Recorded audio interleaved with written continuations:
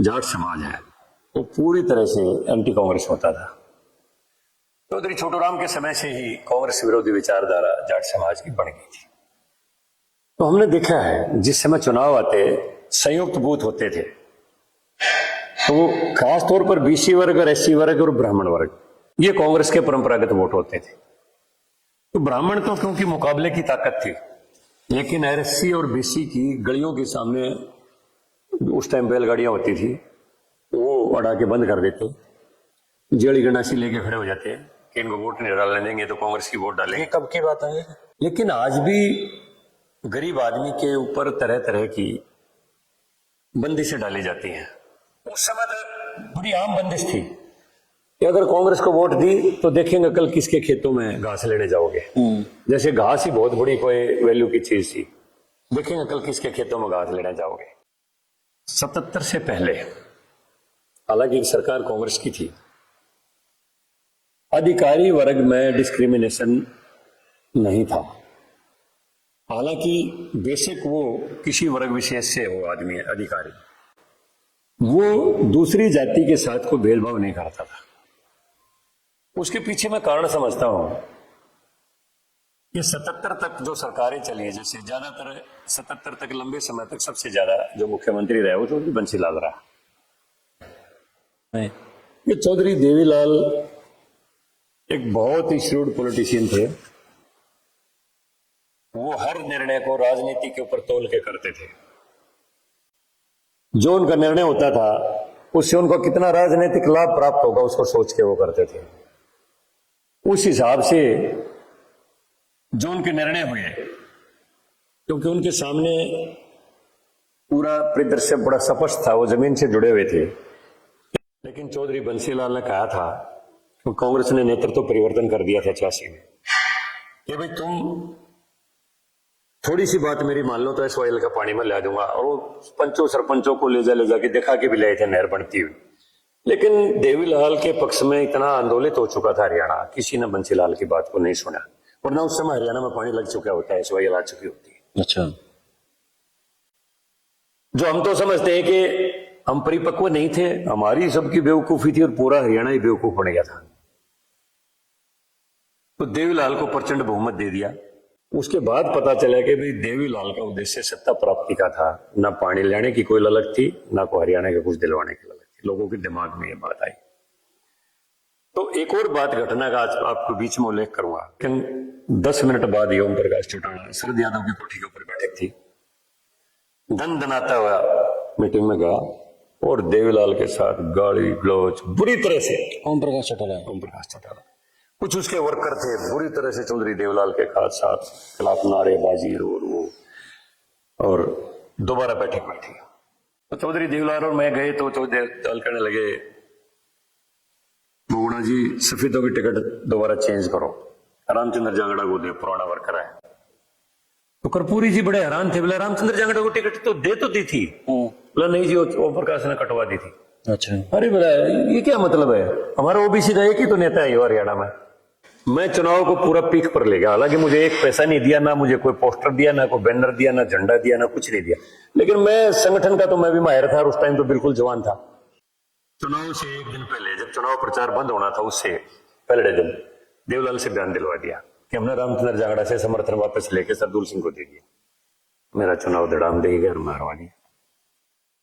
क्योंकि 4 सीट राज्यसभा की खाली हुई, एक अपने बेटे छोटा ओम प्रकाश को, एक अपने बेटे रणजीत को, एक अपने रिश्तेदार विद्या बेनीवाल को।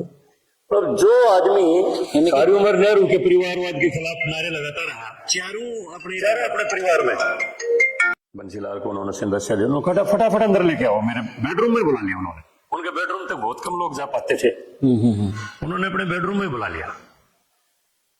बोला भाई जांगड़ा जी, मैं तो कई दिन से आपसे मुलाकात की सोच रहा था, भगवान ने आपको अपने आप ही मिला दिया, आप मेरी कोठी पर आ गए। अखबारों में रोजाना पढ़ते ही थे वो। एक एंटी चौटाला और एंटी बंसीलाल हरियाणा में तीसरे फ्रंट की जरूरत है। अगर आप हौसला कर लो तो हम तीसरा फ्रंट बढ़ ले, अब कांग्रेस से बाहर आना पड़ेगा आपको, मतलब बड़ा कठिन काम है। महाजी कोशिश करो। चौधरी बंसीलाल के बड़े बेटे ने मैंने रखा, बाबू जी मैं उमनाड़ से तो मैं चुनाव लड़ना चाहता हूँ। बोला नहीं भाई, मैंने चतर सिंह से हाँ भर लिया है कि कुछ भी हो, तो नाराज हो और कोई नाराज हो, मैं इस बात को नहीं मानूंगा, चुनाव चतर सिंह चौहान ही लड़ेगा। लेकिन देवीलाल ऐसा होता तो कत्ल कर देता अपने वर्कर का, परिवार के सामने वो कत्ल कर देता अपने वर्कर का। बंसीलाल इतना वो नहीं था बिल्कुल भी, बंसीलाल के बहुत सिद्धांत थे। देखिए, विधानसभा का और ये लोकसभा का जो रिजर्वेशन का मामला है, ये तो संवैधानिक संशोधन का मामला है। ये तो छोटे जो निर्णय होते हैं, पंचायतों में रिजर्वेशन दे दी, ब्लॉक समिति में दे दी, नगर पालिका नगर परिषद में दे दी, स्टेट के निर्णय होते हैं। असल में ओबीसी वर्ग के पास हम बैठते हैं तो उनकी दो ही डिमांड होती है, दो बात करते हैं कि तो आज भी आपके माध्यम से अपने मुख्यमंत्री जी से यही कहूंगा कि जितना जल्दी हो निर्णय करके, जब 3 और 4 में 16 और 11 है तो क्लास 1 और 2 में क्यों नहीं है? डायरेक्ट पक्षपात है ये तो। जो आदमी 3 और 4 के लिए एलिजिबल है तो 1 और 2 के लिए एलिजिबल क्यों नहीं है? क्या 1 और 2 में हमारे बैकवर्ड क्लासेस के लोग कंपटीशन में नहीं आ सकते हैं? हमारे पास दिमाग की कोई कमी है? विधानसभा लोकसभा में रिजर्वेशन का मैं तो ओबीसी के लोगों से यही कहता हूं, भाई बहुत अच्छी बात, आप यूनाइटेड हो गए। हिंदुस्तान का दलित और पिछड़ा वर्ग इकट्ठा होके कहीं भी वोट डालो, सारा इनके लिए रिजर्व है। आप कहीं डालो, जरूरत ही नहीं रिजर्वेशन की, सारा एरिया हिंदुस्तान रिजर्व है। ये सैनी ऑटो वर्क्स है, फूक दो। ये गोल गारमेंट है, फूक दो। ये अरोड़ा मेडिकल स्टोर है, फूक दो। ये फलाना छोड़ दो। प्रकाश सिंह कमीशन की रिपोर्ट पब्लिश नहीं हुई। हरियाणा में 20,000 करोड़ की संपत्ति जलाई गई। 20,000 करोड़ 20,000 करोड़ की संपत्ति जलाई गई। 30 आदमी मरे, 1196 दुकान और शोरूम जले और 400 के लगभग व्हीकल जले। और जो प्रदेश में जाति पाति के नाम पर जो वर्ग का बंटवारा हो गया, वो अलग सी बात है। आज चौधरी बंसीलाल हमारे बीच में नहीं है। उनसे मुख्यमंत्री बनने के बाद 2-3 बार ये मिल के आया, कुछ मार्गदर्शन लेने के लिए गया होगा। उनकी टिप्पणी थी, यह आदमी कुछ दिन हरियाणा का सीएम रह गया तो कास्ट वार करवाएगा। अच्छा, उसको पहले अंदेशा था। इनकी विचारधारा को पढ़ के उसने ये टिप्पणी करी थी कि यह आदमी कुछ दिन हरियाणा का मुख्यमंत्री रहा तो कास्ट वार करवाएगा।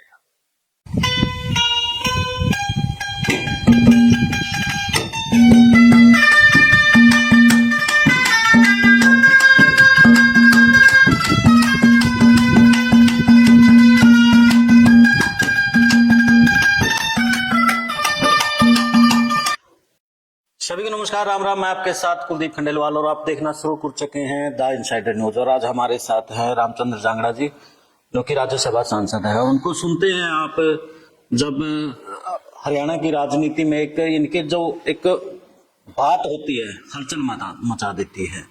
तो आज जानेंगे हरियाणा की राजनीति को लेकर के, जिस तरीके से समीकरणों को लेकर के जातिगत बात होती है, और खास तौर पर एक ओबीसी वर्ग को लेकर के बात होती है, अधिकारों को लेकर के बात होती है। जो ओबीसी वर्ग पहले एक महज वोट बैंक की तरह से देखा जाता था, लेकिन जैसे ही भाजपा ने हरियाणा में सरकार बनाई और ओबीसी को भी समझ में आ गई कि हम महज एक वोट बैंक नहीं है, हम भी सत्ता में अपना एक जो मुखिया है, जो लगभग 66 से लेकर के अब तक एक ही वर्ग के पास रहता था वो पद, वो ओबीसी के पास आया। तो तमाम सवालों के साथ जांगड़ा जी हैं हमारे साथ। तो सबसे पहले स्वागत है जी आपका। धन्यवाद। तो रामचंद्र जी, शुरुआत हम करेंगे बिहार और हरियाणा की जीत को लेकर के। जिस तरीके से एक प्रचंड जीत बीजेपी की होती है और आरोप लगते हैं कि वोट चोरी हुई है, तो क्या वोट चोरी हुई है या बीजेपी की मैनेजमेंट है या फिर क्या खेल है? बिहार का चुनाव पूरे देश में एक संदेश दे के गया है कि अब जनता को ना जातिवाद के आधार पर बरगलाया जा सकता, ना क्षेत्रवाद के आधार पर बरगलाया जा सकता, और ना झूठे नारों से उसको बरगलाया जा सकता।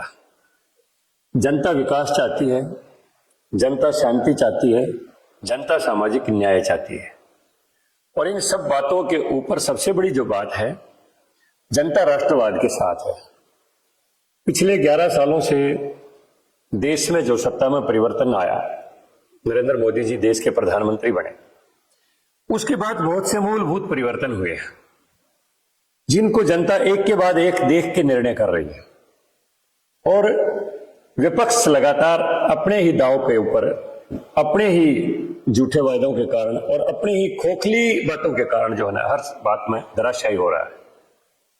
अब इससे पहले जब हरियाणा में बीजेपी की सरकार बनी, दिल्ली में बीजेपी की सरकार बनी, तो विपक्ष ने कहा कि ईवीएम में गड़बड़ है। इलेक्शन कमीशन ने पूरी बात को स्पष्ट कर दिया और ईवीएम की जगह जगह जांच की गई, जहां कोई गड़बड़ी नहीं पाई गई। इलेक्शन कमीशन एक स्वतंत्र एजेंसी है, अपने अनुसार, अपने कानूनों के अनुसार भी इलेक्शन कमीशन काम करता है। वो किसी सरकार के या किसी पार्टी के पक्ष या विपक्ष में काम नहीं करता है। वो बात पूरी जनता के सामने चली गई कि कांग्रेस का जो ईवीएम में गड़बड़ी का नारा था वो झूठा था, खोखला था। उसके बाद विपक्ष के पास कोई नारा नहीं बचा, इन्होंने वोट चोरी का आरोप लगाया। उसमें अगर हरियाणा प्रदेश की कहें, हरियाणा में मैं कुछ सीटों को गिना सकता हूं। जैसे लोहारू है, हम कुल 1400 वोटों से आ रहे हैं, 1400 भी कम से आ रहे हैं। जैसे आदमपुर है, वो 2000 कम वोटों से कम वोटों से आ रहे हैं। अगर वोट चोरी करने की किसी में भी ये ताकत होती और संवैधानिक व्यवस्थाओं के खिलाफ जाके वो काम करता, तो फिर हम 7-8 सीटें बिल्कुल थोड़े मार्जिन के ऊपर क्यों हार जाते? और भी सीटें हमारी आ सकती थी। जनता इस बात को कोई गंभीरता से नहीं ले रही है, विपक्ष के इस वोट चोरी के नारे को। जनता समझती है कि इनके पास मुद्दा कोई नहीं है, सिवाय ये जनता को भ्रमित करके अपना स्वार्थ सिद्ध करना चाहते हैं। और वो सारी बातों के ऊपर जनता ने इनको नकार दिया। 11 सालों का जो प्रधानमंत्री जी का भारत के विकास का, भारत की नीतियों का, चाहे वो आर्थिक नीति है, चाहे वो सामाजिक नीति है, चाहे वो विदेश नीति है, चाहे वो रक्षा की नीति है, और चाहे वो उत्पादन की नीति है, हर नीति ने देश को यह संदेश दे दिया कि जब आत्मनिर्भरता की बात आई, पूरी दुनिया की अर्थव्यवस्थाएं कोविड के अंदर गड़बड़ा गई। बड़े बड़े जो विकसित राष्ट्र हैं उनकी भी अर्थव्यवस्थाएं गड़बड़ा गई। लेकिन भारत ने कोविड काल में ना केवल दुनिया को यह सिद्ध करके दिखाया कि हम अनुसंधान के मामले में, रिसर्च के मामले में भी पीछे नहीं है। सबसे पहले कोविड का टीका का जो आविष्कार हुआ वो भारत में हुआ, और भारत इतना बड़ा, तकरीबन 150 करोड़ की आबादी है, उसके टीकाकरण के बाद हमने विदेशों को भी निर्यात किया और फ्री में दिया। उसके बाद भी भारत के किसान ने इतना जो उत्पादन किया, 80 करोड़ लोगों को मुफ्त में राशन देने की आज भी व्यवस्था चालू है। भारत के पास किसी चीज की कोई कमी नहीं है। विश्व की अन्य अर्थव्यवस्थाएं जहां गड़बड़ा गई हैं, भारत की विकास दर आज भी 7% से ज्यादा है। तो ये जनता इस बात को देख रही है। हमारे सैनिकों के सिर काट के ले जाते थे। 1962 से अगर मैं शुरू करूं, इतना बड़ा अक्साई चीन का इलाका चीन ने हमारा हथिया लिया, और तत्कालीन प्रधानमंत्री ने बयान दिया संसद के अंदर कि क्या बात होगी, उस क्षेत्र के अंदर तो एक घास भी नहीं पैदा होता है, बंजर जमीन है, अगर चीन ने हथिया ली तो क्या हुआ। उन्हीं के एक सांसद ने उस समय एक टिप्पणी की थी पंडित जवाहरलाल नेहरू के ऊपर कि आपके सिर के ऊपर भी कोई बाल नहीं है, क्या इसको भी काट के चीन को दे दोगे आप? ऐसी ऐसी टिप्पणियां देश के प्रधानमंत्री करते थे। देश की 1 इंच भी जमीन जाती है तो अपनी मातृभूमि का एक अंग कटता है, और उसके ऊपर इतनी असंवेदनशीलता कि क्या बात हुई, लाखों वर्ग मील क्षेत्र चला गया, उसमें तो घास भी पैदा नहीं होता था। तो वो सारी चीजें इतिहास की जब सामने आती हैं, और आज जब उसका कंपैरिजन करती है जनता मोदी जी के साथ, कि जहां कहीं भी घटना हुई उसके खिलाफ तुरंत अटैक किया, और पाकिस्तान को सबक सिखाया, चाइना को सबक सिखाया। 1 इंच जमीन कहीं देश के दूसरे देश के कब्जे में नहीं आने दी। आतंकवादी घटनाएं यहां घटी हैं, अब भी दिल्ली में घटी है, वो सबके सामने है। लेकिन उसका बाद का जो फॉलोअप एक्शन है वो पूरी दुनिया ने देखा है कि हमारे देश की निर्मित ब्रह्मोस मिसाइल, आकाश मिसाइल, उन्होंने पाकिस्तान के 9 आतंकवादी ठिकानों पर टारगेट करके और स्टेक उनके ऊपर हमला किया और उनको नेस्तनाबूद कर दिया। ये सारी चीजें पूरी दुनिया के सामने है। लेकिन विपक्ष उसके ऊपर भी सवाल उठाता है। दिल्ली के अंदर इतनी बड़ी आतंकवादी घटना घटी और चिदम्बरम जी कहते हैं कि इनके पीछे परिस्थितियां क्यों पैदा हुई कि इतनी बड़ी आतंकवादी घटना घट गई। अरे भाई, परिस्थितियां पैदा करने वाले आप ही लोग हो। देश का विभाजन धर्म के आधार पर हुआ था, नक्षत्र के आधार पर नहीं हुआ था। उस समय बाबा साहब भीमराव अम्बेडकर ने टिप्पणी की थी कि कभी भी राष्ट्रों का विभाजन होता है तो जनसंख्या का पलायन नहीं होता है, लेकिन पाकिस्तान का निर्माण धर्म के आधार पर हुआ है, तो हिंदुस्तान में मुसलमान नहीं रहना चाहिए। हिंदू राष्ट्र बन के रहे, वो इस्लामिक राष्ट्र बन के रहे तो सदा के लिए शांति रहेगी। लेकिन बाबा साहब की बात को नहीं माना। कांग्रेस ने लगातार अपना वोट बैंक बढ़ाने के लिए तुष्टीकरण की नीति अपनाई। उसके कारण एक विशेष वर्ग का इतना हौसला बढ़ गया, ना उनकी शिक्षा नीति को बदला गया, ना उनके आर्थिक विकास की तरफ कोई ध्यान दिया गया। केवल मात्र उनको मुल्ला मौलवी और आतंकवादी बनाने के लिए मदरसों की शिक्षा चलती रही। इस तरफ सुधार की तरफ ध्यान क्यों नहीं दिया?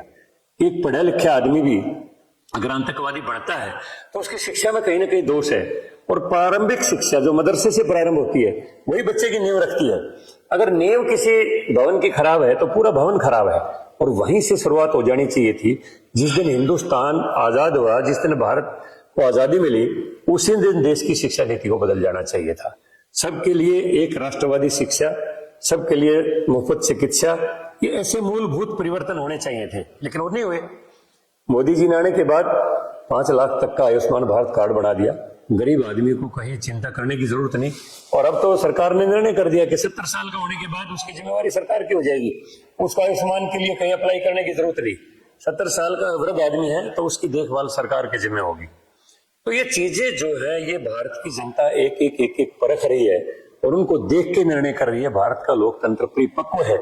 इसलिए चाहे हरियाणा है, चाहे वो अभी बिहार के अंदर चुनाव में जो परिणाम आए हैं, आगे जितने भी परिणाम आएंगे, लोग विकास के नाम पर वोट देंगे, शांति के नाम पर वोट देंगे, सामाजिक न्याय के नाम पर वोट देंगे, भ्रष्टाचार के खिलाफ वोट देंगे, और उस कसौटी के ऊपर मोदी जी का नेतृत्व खरा उतरता है।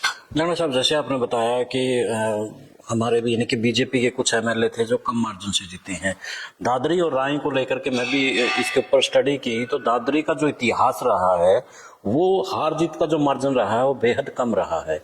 इसी प्रकार राय का भी जो इतिहास, मोहनलाल बड़ौली जीते थे वो भी कम मार्जिन से जीते थे। यानी कि उन्हीं विधानसभाओं का आंकड़ा दिया गया है जहां हार और जीत का मार्जिन आज से नहीं 2005 से कम, लगभग मैंने यानी कि 5 से देखना शुरू किया था, तब से कम है। तो उन बातों को कैसे कहा जा सकता है कि इन विधानसभाओं के ऊपर गड़बड़ी हुई है? अगर गड़बड़ी हुई है तो पोलिंग बूथ है या फिर बूथ लेवल एजेंट है, तब वो क्या कर रहे थे? तो उन्होंने भी तो उस चीज को लेकर के देखना चाहिए था कि क्योंकि लिस्ट तो पहले उनके पास आती है बूथ लेवल एजेंट के पास है, तब उन्हें वो जो ब्राजील की महिला थी तब नजर क्यों नहीं आई कांग्रेस को? तब बापू बेटा क्यों सोए हुए थे? और आपका तो ये एरिया है, हमने एक वीडियो ऑडियो वायरल भी सुनी थी जब दीपेंद्र को लेकर के लोकसभा की जो सीट जब जीती गई थी, तब सुनने में आया था, जो ऑडियो वायरल थी, कि एससी और जो ओबीसी के लोग हैं उनको वोट ही नहीं देने देंगे हम। रोहतक से ऐसी कुछ ऑडियो वायरल हुई थी तब।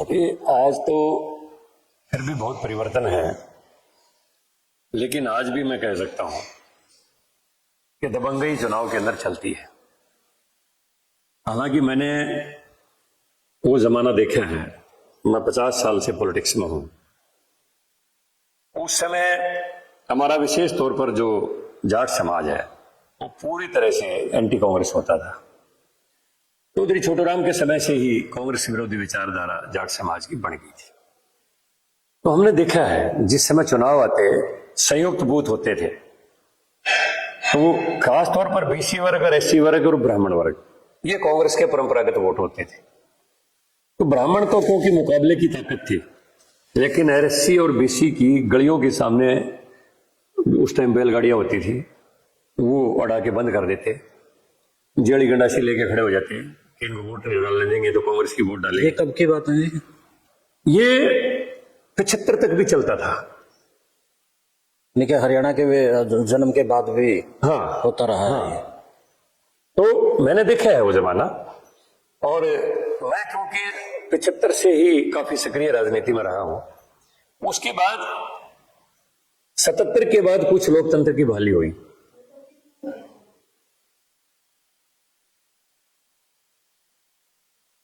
तो तो उस लोकतंत्र की बहाली के बाद जनता को कुछ अपने अधिकारों का पता चला। 77 में जो परिवर्तन आया उसके बाद ओबीसी को, एससी समाज को कुछ अधिकारों का भी पता चला। धीरे धीरे लोगों में जागृति आई और काफी मूलभूत परिवर्तन चुनावी व्यवस्था में किए गए। एससी समाज के अलग से बूथ तय कर दिए गए ताकि बूथ कैप्चरिंग का बहना रहे। लेकिन आज भी गरीब आदमी के ऊपर तरह तरह की बंदिशें डाली जाती हैं। उस समय तो एक बड़ी आम बंदिश थी कि अगर कांग्रेस को वोट दी तो देखेंगे कल किसके खेतों में घास लेने जाओगे। जैसे घास ही बहुत बड़ी कोई वैल्यू की चीज थी, देखेंगे कल किसके खेतों में घास लेने जाओगे। तो इस किस्म की भी बंदिशें चलती थी। आज काफी चीज परिवर्तन हुई है। यानी कि वोट के लिए उनके अधिकार को वंचित कर दिया जाता था। उनके पास यही था कि घास बंद कर दी, लाशी बंद कर दी, दूध बंद कर बस। दिया। यानी कि सामाजिक बहिष्कार की तरह उनको ट्रीट किया जाता था। फिर सामाजिक उत्पीड़न था एक किस्म का। लेकिन इसके बाद लोगों में जागृति आई, कुछ लोगों में ताकत भी आई, लोग मुकाबले में भी खड़े होने लगे। लेकिन आज भी मैं कह सकता हूं कि दबंगई चलती है। निष्पक्षता काफी ढंग तक आई है लेकिन पूरी नहीं आई है, क्योंकि जो ताकत एससी और बीसी समाज को अब मिलनी शुरू हुई है। अब जैसे 2014 के बाद के नौकरियों का निर्णय लो, गरीब आदमी को प्रतिनिधित्व मिलता ही नहीं था। खास तौर पर ओबीसी तो बिल्कुल जीरो पर था। एससी समाज के लिए क्योंकि रिजर्वेशन है, लेकिन उसमें भी काफी हद तक ऐसे तरीके अपनाए जाते थे कि किसी भी विभाग में रोस्टर नहीं था। और रोस्टर प्रणाली ना होने के कारण 4 सीटों पर कोई रिजर्वेशन नहीं है। अगर सीट 20 है और उनको 5 बार 4 करके डिक्लेयर करके भर दिया जाए तो सारी की सारी सामान्य कैटेगरी में भरी जाएंगी, क्योंकि रोस्टर नहीं था। अब एससी के लिए रोस्टर प्रणाली भी होगी, लेकिन बीसी के लिए अभी नहीं है रोस्टर प्रणाली, अभी भी लागू नहीं है। लेकिन ये हम कहते हैं कि हमारी सरकार आने के बाद जो रिजर्वेशन जितना भी परसेंटेज है वो पूरा मिलता है। पूरा नहीं, उससे भी कहीं ज्यादा मिल रहा है, क्योंकि जो बच्चे जनरल मेरिट को क्रॉस कर गए उनको जनरल में स्थान दे दिया जाता है, और जो बाकी बच गए वो ओबीसी कैटेगरी की जो आरक्षण की सीमा है उसमें मिलता है। तो जितनी सीमा आज संवैधानिक रूप से निर्धारित है उससे भी कहीं ज्यादा रिप्रेजेंटेशन नौकरियों में ओबीसी को मिलने लगी। अब जब अधिकारी उसी के वर्ग का होगा तो उसमें उसको न्याय मिलने की उम्मीद हो जाती है, जिस वर्ग के लोग उस संस्था के साथ जुड़े हुए होते हैं। आपका विधायक भी कई बार एक इस बात को लेकर के बात उठाता है कि जो पिछली सरकारें थी उसमें उनके ही वर्ग के अधिकारी थे, कहीं ना कहीं वो अन्याय दूसरे वर्ग के साथ करते थे। अब हमें जो अपने वर्ग के हैं, ओबीसी है, ब्राह्मण है, वो ब्राह्मण है विधायक राम कुमार गौतम, कि उनको लाना होगा तभी जाकर के सामाजिक न्याय हो सकता है। देखिए, हरियाणा प्रदेश में 77 से पहले, हालांकि सरकार कांग्रेस की थी, अधिकारी वर्ग में डिस्क्रिमिनेशन नहीं था। हालांकि बेशक वो किसी वर्ग विशेष से हो आदमी अधिकारी, वो दूसरी जाति के साथ कोई भेदभाव नहीं करता था। उसके पीछे मैं कारण समझता हूं कि 77 तक जो सरकारें चली, जैसे ज्यादातर 77 तक लंबे समय तक सबसे ज्यादा जो मुख्यमंत्री रहे वो चौधरी बंसीलाल रहा। पंडित भगवत कुल 4 महीने मुख्यमंत्री रह पाए थे, राव वीरेंद्र सिंह भी थोड़े दिन रह पाए थे। उसके बाद लंबे समय तक 7.5 साल लगातार चौधरी बंसीलाल मुख्यमंत्री रहे। उस समय अधिकारी चाहे किसी वर्ग का हो, वो दूसरे वर्गों के साथ जो उसका निर्धारित उसका हक होता था उसमें डंडे नहीं मारता था, क्योंकि ऊपर से ईमानदारी थी। लेकिन उसके बाद जो चौधरी देवीलाल का युग आया 77 के बाद, जब वो मुख्यमंत्री बने,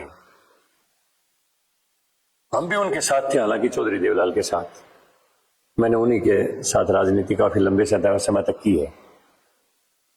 लेकिन उन्होंने अपनी कार्यालय शैली से धीरे धीरे अधिकारी वर्ग में एक अलग किस्म का एक चरित्र भर दिया, जो कि ये सोचने लगे कि मैं अपने समाज का करूं जो कुछ भी करूं, अपनी जाति का करूं जो कुछ करूं। उसके बाद फिर सत्ता परिवर्तन हुआ, भजनलाल जी आ गए, फिर वो रुक गया।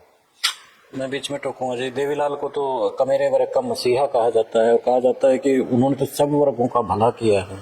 हालांकि मैं एक बार आपका भी बयान देख रहा था, उसमें आप बता रहे थे कि मैं बताता हूँ के अधिकारों के लिए जब आपने उनसे टिकटों की मांग की थी और उन्होंने टिकट तो दी थी, लेकिन उस तरीके से फिर आपका भी कुछ नुकसान हुआ था उसमें।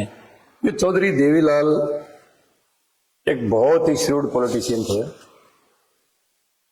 वो हर निर्णय को राजनीति के ऊपर तोल के करते थे। जो उनका निर्णय होता था उससे उनको कितना राजनीतिक लाभ प्राप्त होगा उसको सोच के वो करते थे।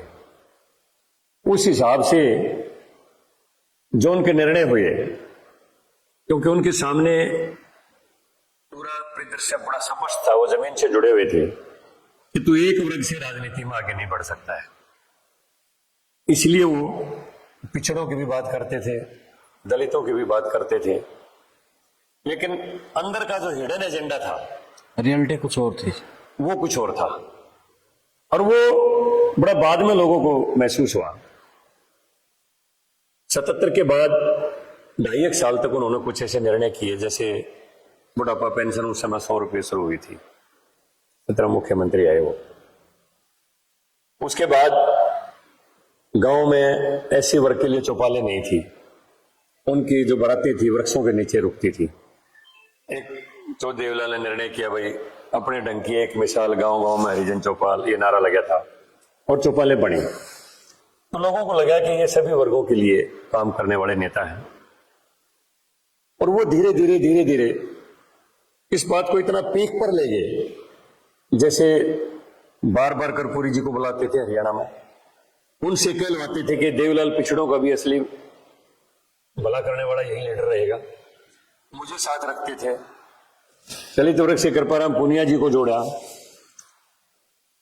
वाल्मीकि वर्ग से मनफूल सिंह वाल्मीकि को, दानक वर्ग से अलग लोगों को, अलग अलग वर्ग के लोगों को उन्होंने, यानी जिन वर्गों की कोई रिप्रेजेंटेशन होती नहीं थी, जैसे हरियाणा प्रदेश के अंदर बाजीगर समाज सोच ही नहीं सकता था, उन्होंने दिलूराम बाजीगर को भी टिकट देके एमएलए बनवाया।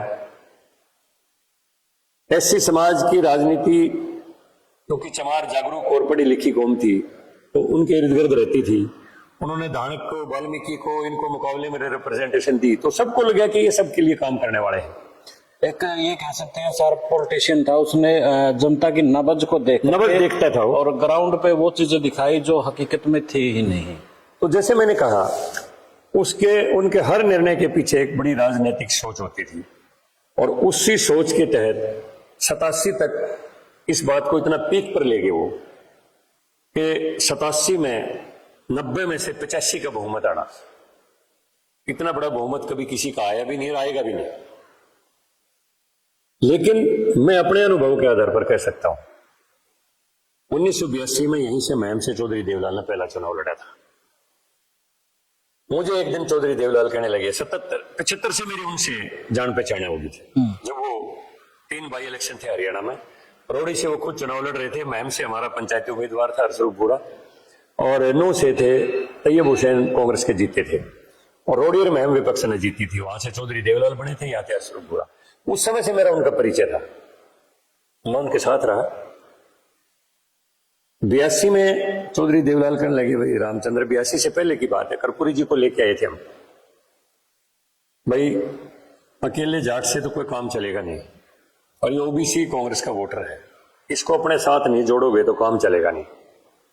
मैंने कहा जी जोड़ लेंगे, जुड़ जाएंगे। आज लोगों में एक राजनीतिक प्रतिनिधित्व की एक भूख है सब में, हम भी चाहते हैं हमारा भी पॉलिटिकल रिप्रेजेंटेशन हो। कांग्रेस तो दे नहीं रही, और आपके सहारे हमारे आदमी बन सकते हैं, क्योंकि जाट वर्ग की सपोर्ट के बगैर लोग नहीं जा सकते अपनी अपनी उसके ऊपर। उनके लिए आइडिया ठीक है, बताओ आपकी क्या डिमांड है। उस समय हरियाणा में 12 जिले थे। मैंने कहा जी आप 12 जिलों से 12 टिकटों का ऐलान कर दो कि हम हर जिले से एक टिकट ओबीसी को देंगे। एससी की तो रिजर्वेशन है ऑलरेडी। उन्होंने कहा ठीक है, जनसभा बुलाओ। मैंने यही महम में ही जनसभा बुलाई, तकरीबन पूरे हरियाणा से 8-10 हजार आदमी थे। उन्होंने मंच से डिक्लेयर कर दिया कि हम 12 जिले 12 टिकटें देंगे, और यहां से मैं रामचंद्र जांगड़ा को चुनाव लड़वाऊंगा। ये भी उन्होंने साथ के साथ डिक्लेयर कर दिया महम से।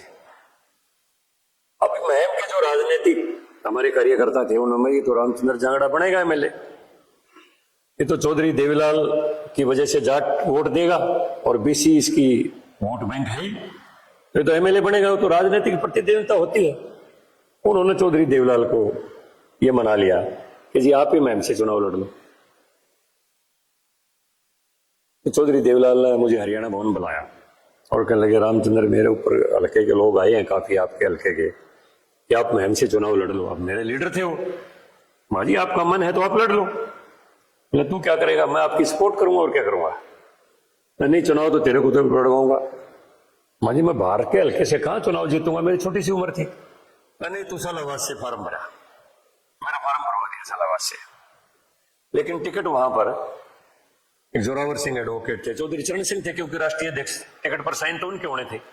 चौधरी चरण सिंह ने वहां पर जोरावर सिंह को टिकट दे दी। मैंने हालांकि मैं वहां से नाम वापस भी नहीं ले पाया था, लेकिन मैंने यहां पर चौधरी देवलाल की पूरी मदद की और वो यहां से विधायक बने। लेकिन मुख्यमंत्री उस चुनाव में फिर भजनलाल बाजी मार गए। जीटी तपासिया ने उनको शपथ दिलवाई थी, सारा इतिहास सामने। बिल्कुल बिल्कुल।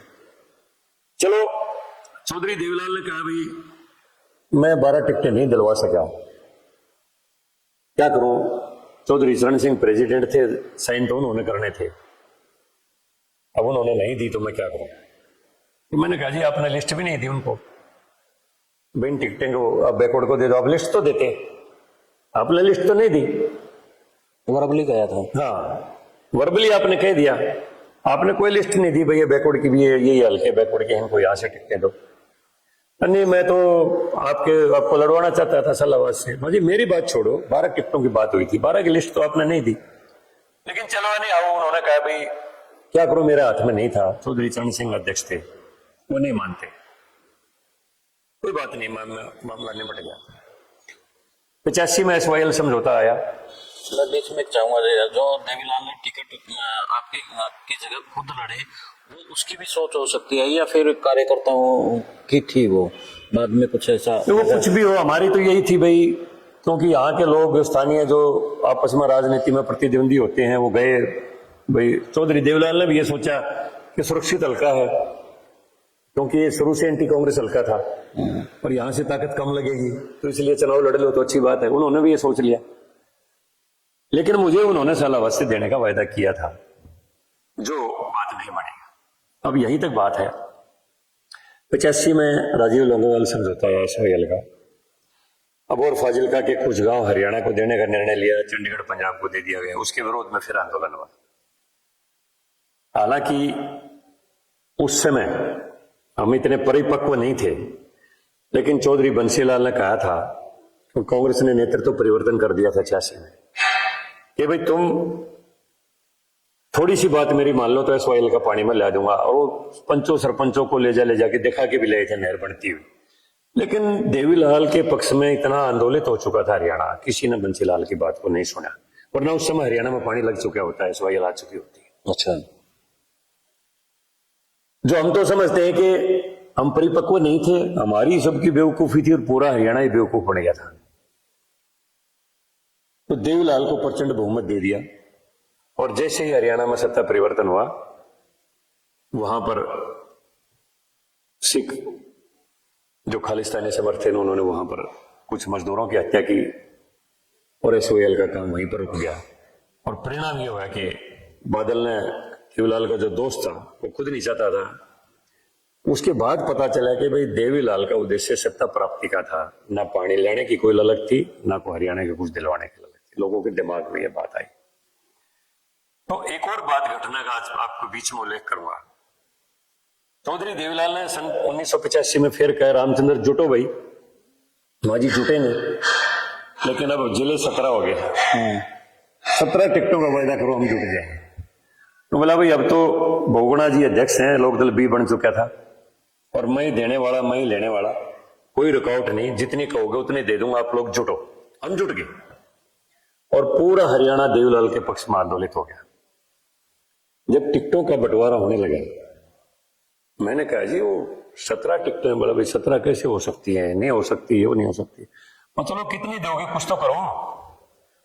बोला मैं आपको सफेदों से चुनाव लड़वा दूंगा। मैंने कहा जी एक टिकट कुमार को भी दे दो। बोला है ही नहीं कहीं भी। मैं आप हरी टिकट दे दो। जो बन ही नहीं सकता वो दे दो, बोला जींद से लड़ लोगे, मगर लड़ लेंगे। बोला मांगेराम गुप्ता है, मैं कोई हो, मेरे कहने से परमानंद जी को टिकट दी, वो जीते भी चुनाव। अच्छा, वो उस टाइम जीत गए थे फिर? हाँ जीते थे, मांगेराम गुप्ता हारे थे। तो बड़ा आश्चर्य हुआ उस टाइम देवीलाल को कि ये कैसे हो गया फिर। हाँ, उन्होंने कहा हारी, मैंने कहा आप हारी हुई टिकट दे दो, जो आप सोचते हो बन ही नहीं सकते, तो जींद ले लोगे, मगर ले लेंगे। तो उसके बाद तो मान गया भैया आपने देवीलाल। तो मानने की तो मैं अपनी बात बताऊं, फिर मुझे सफेदों से टिकट मिल गई, पूरा चार्ट लग गया। लेकिन 10 मिनट बाद ही ओम प्रकाश चौटाला शरद यादव की कोठी के ऊपर बैठक थी, दन दनाता हुआ मीटिंग में गया और देवीलाल के साथ गाली गलौज बुरी तरह से। ओम प्रकाश चौटाला? ओम प्रकाश चौटाला, कुछ उसके वर्कर थे, बुरी तरह से चौधरी देवीलाल के खिलाफ नारेबाजी और वो, और दोबारा बैठक बैठी, दोबारा मीटिंग हुई, चौटाला ने 15 टिकटें चेंज करवा दी, जिसमें मेरी भी चेंज हुई। चेंज क्या कटी गई आपके साथ तो यानी कि जैसे आप राजनीति के शीर्ष पायदान पर पहुंचने की कोशिश करो, सांप सीढ़ी की तरह एकदम 99 पहुंच दे, मेरी टिकट कट गई। चौटाला की सोच ये थी, ऐसे आदमियों को टिकट नहीं होनी चाहिए जो स्वतंत्र चिंतन रखते हों और जो मेरे अंधभक्त ना हो, क्योंकि उनके पीछे उनका एजेंडा था कि देवीलाल को सेंटर में धकेल के मुख्यमंत्री मैंने बनना है, और जो यशमैन जो आदमी नहीं है उनको मैं नहीं आने दूंगा, जो मेरे यशमैन होंगे उन्हें। मैं उन यशमैन में नहीं था, अपने स्वतंत्र चेतन का व्यक्ति था। उसके पीछे भी एक घटना है, यहां से चौधरी देवलाल चुनाव लड़ रहे थे, 82 में भी ओम प्रकाश चौटाला और मैं दोनों एक जीप में चलते थे, 85 में भी बाई इलेक्शन में सारा मैं संभाल रहा था। अब एक दिन हम लाखन माजरा में हमारा प्रोग्राम खत्म हो गया, तो चौटाला जी कहने लगे रामचंद्र चलो रोहतक चलते हैं रात को। मैं जी रोहतक क्या करना है? बोला वहां ओबीसी की वोट किस किस मोहल्ले में? मैं जी सलारा मोहल्ला कुम्हारों का है, जनता कॉलोनी में सारे दर्जी हैं, जांगड़ा है, लोहार है। बोला चलो चलते हैं। जी बात क्या है? बोला डॉक्टर मंगल सेन को हरवाना है। जी डॉक्टर मंगल सेन ने चौधरी देवलाल के कहने से इस्तीफा दिया, बाई इलेक्शन हो रहे हैं, आप समझते नहीं है निकर वाले बड़े किसान के दुश्मन है। मैं किसान का ऐसे कौन है फिर? बोला लाला हरिमोहन को वोट दिलवा देंगे। मैं वो कौन सा किसान नेता है? लाला सिरसनदास का भाई चुनाव लड़ रहा था। बोला तेने चलना है नहीं चलना? मगर नहीं चलना। मंगल सेन को मैं अपना राजनीतिक गुरु मानता हूं, मैं संघ का स्वयं सेवक रहा हूं छात्र जीवन में, मैं मंगल सेन के खिलाफ काम करने के लिए नहीं जाऊंगा। हम वापिस महम आ गए। वो उसके दिमाग में ये थी रामचंद्र जांगड़ा वर्कर बढ़िया है, दिलो जान से काम करता है, लेकिन यशमैन नहीं है। तो जो यशमैन नहीं थे उनकी, जिनमें सतवीर कुंडू की भी टिकट कटी समालखा से, और भी कई चेंज हुई, तो मेरी भी टिकट कट गई। अब हमारे सामने तो एकदम अंधेरा हो गया। अगले दिन मैं चौधरी देवलाल अकेले बैठे शरद यादव की कोठी के ऊपर, मैं गया। मगर चौधरी साहब अगर यही निर्णय होना था तो हम तो ओम प्रकाश की चमचागिरी कर लेते इतने दिन तक। आपके साथ आंदोलनों में कमर तड़वाई, पैदल चले, जेल में गए, पुलिस की लाठियां खाई, घर का इतना नुकसान हुआ, ये सारी चीजें करने की जरूरत ही नहीं थी, उसी की चमची मार लेते। तो जो देवलाल ने महसूस किया, यानी कि वो बेबस थे ओम प्रकाश चौटाला के आगे। कहने लगे हम भी तेरे साथ जाती हुई है, मैं तेरे को एसएस बोर्ड का चेयरमैन बनवा दूंगा। माजी मैं नहीं बनवा चेयरमैन। चेयरमैन की क्या हैसियत होती है? एक दिन कोई आपके कहने से कोई काम नहीं करूंगा, अगले दिन गाड़ी खड़ी करवा लोगे। मैं तो पिछड़ों की आवाज हूं, मैं तो विधानसभा में अपना इतिहास बनाना चाहता हूं। वो इतिहास थोड़ा मरने देंगे लोग। वो सामंतवादी लोग थे, उनकी सोच पीछे गजब और किस्म की थी। लेकिन मैंने थोड़ा सा सख्त होकर कहा जी फिर आप तीसरी बार मैम से चुनाव लड़ रहे हो, हम दो आपको जिता चुके हैं, फिर मैं विरोध करूंगा तो फिर क्या होगा? तो चौधरी देवलाल कहने लगे नहीं तेरे साथ जाती हुई है, गलत हो रहा है। उसी टाइम कुछ और जो लोगों की टिकट कट गई थी सतवीर कुंडू की, वो भी आगे वहां पर चौधरी देवलाल के साथ काफी कहा सुनी हुई, और वो नाराज होके अलीपुर रोड पर रेस्ट हाउस में आ गए। मैं भी उनके साथ ही चला गया। रात को मैं वहीं सोया। सुबह फिर उठ के मैंने चौधरी साहब से कहा भाजी बताओ क्या आदेश है? ने बोला नहीं तेरे को चुनाव लड़वाऊंगा, चल भगोना की कोठी पर चलते हैं। हम चले गए दोनों। बगुड़ा जी की कोठी के ऊपर, कोठी का फ्लैट था जोरबाग कॉलोनी में, एक स्वतंत्रता सेनानी कोटे से ले रखा था। वहीं पर संयोग से कर्पूरी जी भी बैठे हुए थे। तो चौधरी देवलाल और मैं गए तो चौधरी देवलाल कहने लगे, बगुड़ा जी सफेदों की टिकट दोबारा चेंज करो, रामचंद्र जांगड़ा को दे, पुराना वर्कर है। तो कर्पूरी जी बड़े हैरान थे, बोले रामचंद्र जांगड़ा को टिकट तो दी थी। बोला नहीं जी, ओम प्रकाश ने कटवा दी थी। अच्छा। अरे बोला ये क्या मतलब है, हमारा ओबीसी का एक ही तो नेता है हरियाणा में, दो फटाफट। बगुड़ा जी ने अपने पीए को, रहमान भाई था मुस्लिम, उसको बुलाया और मेरे को 2 लेटर टाइप करवा के दे दिए, एक सरदूल सिंह का रिवोक का और एक मेरा अलॉटमेंट का। 2 लेटर 2 लिफाफे में डाल के मुझे दे दिए। टाइम कम था क्योंकि मुझे सफेदो जाके एसडीएम को अपना लेटर देना था, आखिरी दिन था। अब जैसे ही मैं बाहर निकला, ओम प्रकाश चौटाला फिर आ गया, किस्मत माड़ी। कहने लगे भाई रामचंद्र, मैं कल से तेरे पीछे लग रहा हूं। माजी क्यों? बोला टिकट वापस कर दे। मैंने कल ही तो कटवाई थी, मैं तेरे को एसएस बोर्ड का चेयरमैन बनवा दूंगा। भाई साहब मैंने नहीं बनना चेयरमैन, मैं असेंबली में जाना चाहता हूं। मैं वो कह लगे वापस दे दे, मैं अच्छी बात है, मैं तेरे को कह रहा हूं, मगर मैं नहीं दूंगा वापस, मैं चुनाव लड़ूंगा। बोला जा तो लड़ ले। मैं चल पड़ा, उसने फोन कर दिया वहां सफेदों कि सरदोल को कह देना अपना नाम वापस नहीं ले, जो जिसको पहले टिकट मिली थी।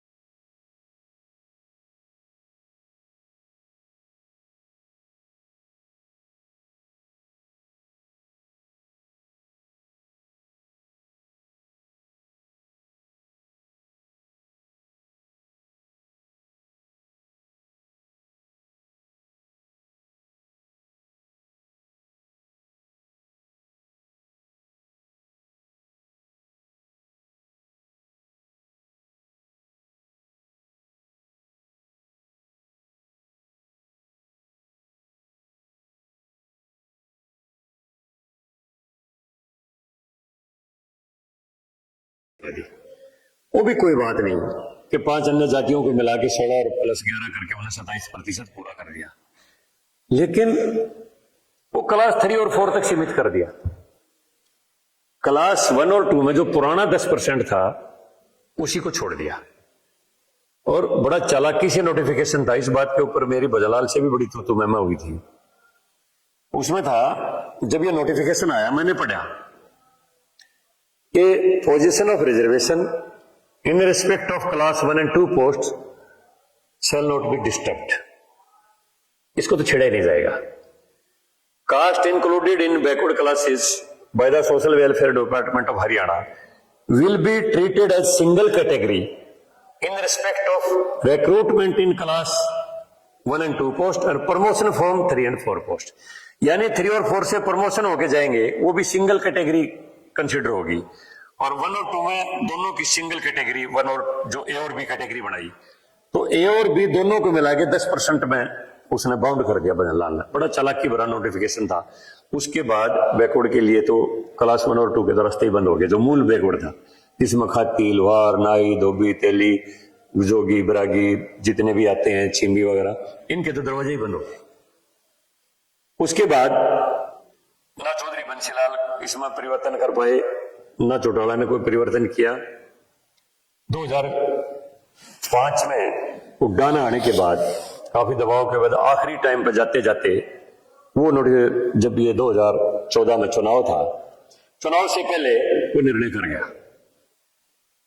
इसको 27 तो नहीं किया उसने, लेकिन क्लास 1 और 2 में वो 10 और 5 कर गया।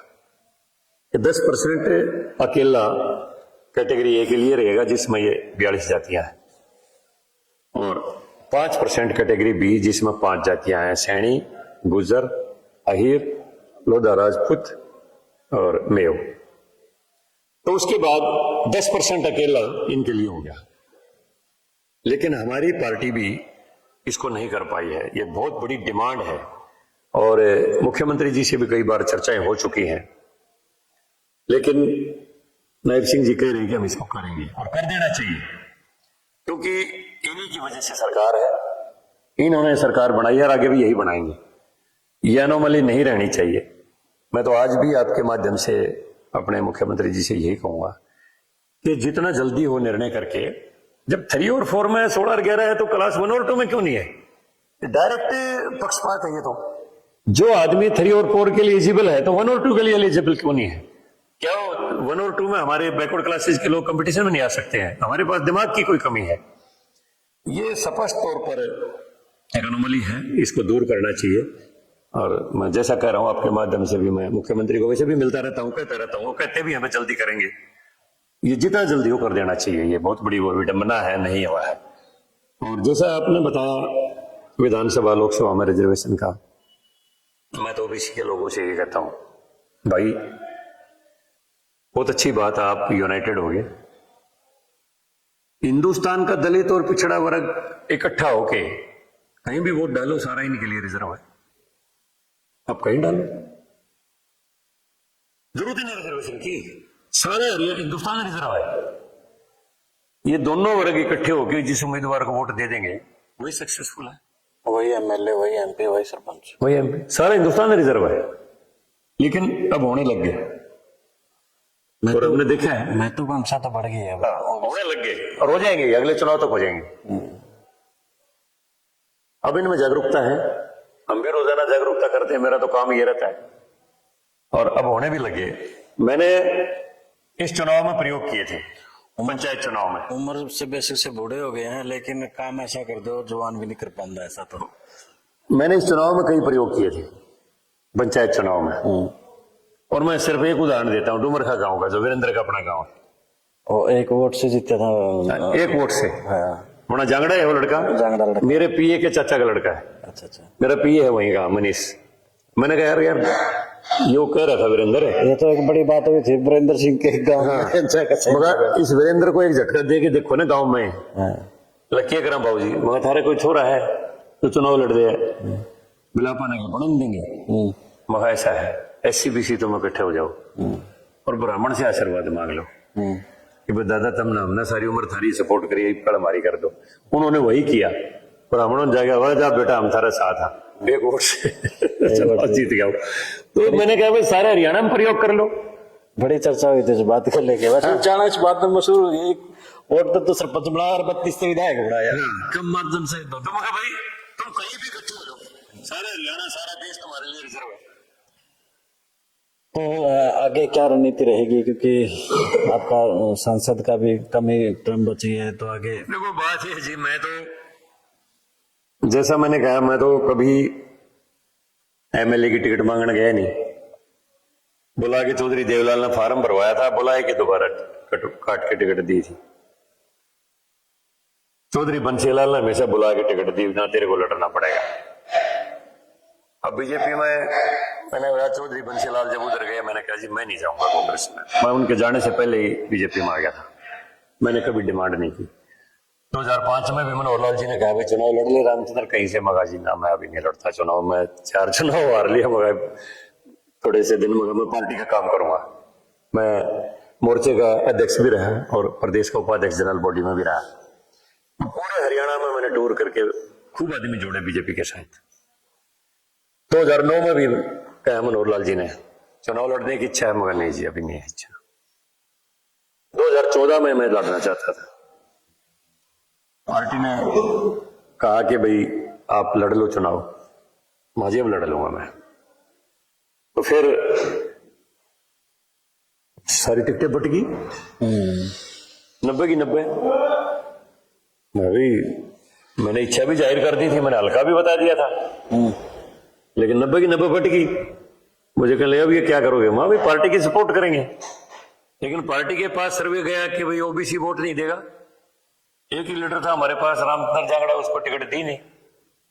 तो मेरा भाग्य ऐसा रहा कि मुझे फिर बुलाया अमित शाह जी ने, उस समय राष्ट्रीय अध्यक्ष थे, और मुझे फिर गोवाना से काट के टिकट दी बदल के। पहले जयसिंह टिकटों के मामले में तो बड़े लक्की रहे हो। तो गोवाना से मुझे काट के टिकट दी, बदल के दी। तो बाद में चुनाव तो हार गए कि वो अगर डायरेक्ट सीधी टिकट मिलती मैं चुनाव जीतता। हाँ, क्योंकि लेकिन अब कुछ तो वर्ग उसके भी आदमी थे, उनमें तो रिजेंटमेंट होना ही होना था।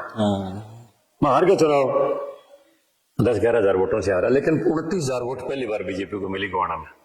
72 से ऊपर नहीं मिली थी, 7200 से ऊपर कभी नहीं मिली थी। हाईएस्ट वोट 7200 थी, नथा सिंह सैनी को मिली थी। तो उसके बाद मनोहर लाल जी ने चेयरमैन बना दिया पिछड़ा वर्ग कल्याण निगम का, और मैं गोवाना में ही बैठ गया। मैंने 1000 करोड़ रुपया मनोहर लाल जी के से रिक्वेस्ट कर करके और मंत्रियों से और से करके गोवाना के विकास पर लगवा दिए। और ये हो गया लोगों में कि अब की बार तो फार्म भरना है, रामचंद्र जांगड़ा ने घर बैठे चुनाव जीतेंगे। सूत आ गया रविंद्र शर्मा के, फिर टिकट कट गई। फिर मेरे को कहा भाई चुनाव लड़ो, इंडिपेंडेंट लड़ लो। नहीं भाई मैंने निर्णय कर रखे है, अब मैं पार्टी के साथ आऊंगा, जो कुछ भी हो, मिलो ना मिलो कुछ हो, मैं पार्टी के साथ रहूंगा, सपोर्ट करूंगा, दिल से करूंगा, आत्मा से करूंगा। जो मिलना जुलना मैंने मैं जिंदगी में बहुत कुछ देख लिया। आगे जब प्रबल होगा, समय जब आएगा अपने आप हो जाएगा। ओबीसी को लेकर के सीएम साहब को भी कहा जाने लगा जब से ये वाई पुनवाड़ा मामला हुआ है कि सीएम कहने के लिए ओबीसी वर्ग का है, लेकिन उस तरीके से उनकी नहीं चल पा रही है। तो ये तो ओबीसी को ताकत दे करके और ताकत छीन ली गई है। नहीं ऐसी बात नहीं है। देखो सीएम तो सीएम होता है, ताकत भी सीएम के पास ही होती है। तो कुछ लोग चला देते हैं भाई वो तो मनोहर लाल की चल रही है, उसकी चल रही है, उसकी चल रही है। चलती तो सीएम की अपनी ही है, ऐसी कोई बात नहीं होती है। और नायब सिंह सैनी पहले मंत्री भी रहे हैं, उनका अनुभव भी है। पहले मंत्री के तौर पर भी अच्छा काम किया उन्होंने, जब वो रोजगार मंत्री थे, श्रम रोजगार मंत्री थे। बहुत अच्छा लोगों तक सुविधाएं पहुंचती थी, जब उनके बाद कभी पहुंची भी नहीं। लेकिन मुख्यमंत्री का पद और ज्यादा बड़ा होता है, बड़ा सेंसिटिव सा मामला हरियाणा में हो गया। इसमें बड़ा शांति से देख के विचार करके चलना पड़ता है। तो लोगों में होता है यार फास्ट नहीं चल रहा, इतने साहसिक निर्णय नहीं ले रहा, कुछ वो नहीं हो रहा। लेकिन ऐसी कोई बात नहीं है, वो काबू कर लेंगे। वैसे तो चर्चा करने के लिए बड़ी बातें थी और बड़ा मन भी लग रहा था, लेकिन टाइम की भी एक बॉन्डिंग होती है। अंतिम सवाल, पहले भी आप उस बात को लेकर के कह चुके हैं, सद्भावना यात्रा जो कि चौधरी वीरेंद्र सिंह के बेटे चला रहे हैं, पहले आपके ही आए थे और ये कह के आए थे कि कांग्रेस में बड़ा भ्रष्टाचार है, 100 करोड़ रुपए दे करके राज्यसभा में बनती है। अब फिर उसी कांग्रेस में जाकर के फिर बीजेपी को के ऊपर आरोप प्रत्यारोप है, क्या कहेंगे? देखो बात यह है जी, जहां तक सद्भावना का है मामला, हम तो चाहते हैं हरियाणा में सद्भावना आए, आत्मा यही चाहती है हमारी। तो हमारे लीडर हैं, मोदी जी ने भी यही कहा है कि भाई देश चलेगा सबका साथ, सबका विकास, सबका सम्मान, सबका विश्वास, सबका प्रयास। हरियाणा में भी मनोहर लाल जी ने यही कहा भाई हरियाणा एक, हरियाणवी एक के माध्यम से ही हम सरकार को चलाएंगे, कोई भेदभाव नहीं रहेगा, किया भी नहीं है। और मेरी तो आप शुरू से ये है कि भाई जाति के आधार पर निर्णय करना सबसे बड़ा पाप है। योग्यता को अधिमान दिया जाना चाहिए, जाति कोई भी हो। तो अगर वीरेंद्र सिंह सद्भाव ला सके तो मैं तो उनको बधाई दूंगा, भाई सद्भाव ला दे। हरियाणा जैसा सद्भावना का प्रदेश हिंदुस्तान में कोई नहीं था। हम सुनते थे बिहार में यादवों के गांव पर ठाकर का गांव चढ़ गया, या जाटों के गांव पर यादवों का गांव चढ़ गया, जाटो वहां चमार को बोलते हैं। लेकिन हरियाणा में कास्टवार नहीं थी। हरियाणा में तो जैसा मैं स्टेज पर कहता हूं भाई, ना ही सबके रिश्ते तय कर देता, कितने तलाक नहीं होता था। खाती की खातड़ में सबके ओके बाजिया करते, लोहार कारण पर बाजिया करते। दर्जी 1 महीने पहले आके बैठ जाता घर में कपड़े सिलने के लिए, सारे घर के उसके भरोसे घर छोड़ के चले जाते खेत में, वो अपना घर में अकेला कपड़े सिलता रहता। कोई मिस्त्री आ गया घर में वो काम करता रहता, घर वाले खेत में जा रहे हैं, कोई चिंता नहीं, घर उनके भरोसे चल रहे हैं, कोई चोरी हो जाएगी या कोई हेराफेरी हो जाएगी, कुछ नहीं। जब शादी आती तो नौंदा नंदार थी, वो नौंदा डाल देते, उन्हीं से खर्चा, कोऑपरेटिव बजट था ऑलरेडी निर्धारित। पान तेल परिवारों के थे, उनके माध्यम से पारिवारिक माहौल सद्भावना का बना रहता। लाना के कोल्लू चलते, 20 किसान इकट्ठे होकर अपना कोल्लू काट लिया, सब में बराबर गुड़ बांट लिया, बराबर बारी आ गई। हरियाणा नायाब प्रदेश रहा है और ऐसा ही होना चाहिए इस हरियाणा को। अगर उसमें वीरेंद्र सिंह कुछ सहायता कर सके, सद्भावना ले आओ, तो मैं तो उसको बधाई दूंगा, भाई सद्भावना ले आ। तो लेकिन वीरेंद्र सिंह भी इंट्रोस्पेक्टिव आदमी होना चाहिए। उनकी तरफ से भी 1-2 बार बयान ऐसे आए, हालांकि मेरी उनकी बात भी हुई थी कि चौधरी साहब ये क्या बयान दिया, भाई मैं तो इस दिल्ली की कोठियों पर ये नेम प्लेटें देखना चाहता हूं। तो उन्होंने बोला मैं तो यूं चाहूं था भाई मेरे वर्ग को लगे भाई बीजेपी में हमारा को बोलनी है, मैं बीजेपी तो सबके लिए है, बीजेपी में ये बात सोचने की जरूरत ही नहीं। जब आप घर में 3 आदमी हो और तीनों को बीजेपी ने बढ़ा दिया, केंद्र में मंत्री, इस्पात मंत्री रहे, राज्यसभा में लिए, घरवाली भी एमएलए बनाई, छोरा भी एमपी बनाया। ये सवाल कौन बनाया करोड़पति में पूछा गया था कि ऐसा देश को बताओगे अगर मैं 3 बत्ती कहाँ है, तो वीरेंद्र सिंह। मगर फिर मगर जो बात है ना, वो आपके तो पता नहीं वो समझेंगे ना समझेंगे, लेकिन और आपकी नेम प्लेट उखाड़ देंगे ये। वो फिर भी चलो उधर चले गए, उनका मन है ये, सद्भावना ले आऊं तो बढ़िया है। तो बहुत बहुत धन्यवाद आपका। तो बीच में एक और मेरे दिमाग में स्लिप हो गई थी, एक वर्ग आप कुछ कह देते हैं वो बड़ा भड़क जाता है, क्या बात है कि आपके एक बयान से वो तिलमिला जाते हैं और कह देते हैं कि एक और राजकुमार सैनी पैदा हो गया है यहाँ। नहीं, वो कुछ आदमी है, वर्ग नहीं है पूरा। कुछ आदमी है जिनकी सोच सामंती है। मेरे बहुत जाट मित्र हैं और मेरी प्रगाढ़ मित्रता है, पारिवारिक पुरानी मित्रता है, और मैंने भी अपने उसके बाद में पूरी मित्रता बढ़ाई है। मैं आज घोड़ा चले जाऊं, जितने जाट सरपंच है सारे इकट्ठे हो जाएंगे और सारे मेरे अंधभक्त हैं। मैंने डिस्क्रिमिनेशन किया नहीं कभी भी, जाति के आधार पर कभी भेदभाव किया नहीं। तो कुछ लोग हैं जिनकी मानसिकता है, पूरे वर्ग को मैं नहीं कह सकता हूं, कुछ लोगों की है।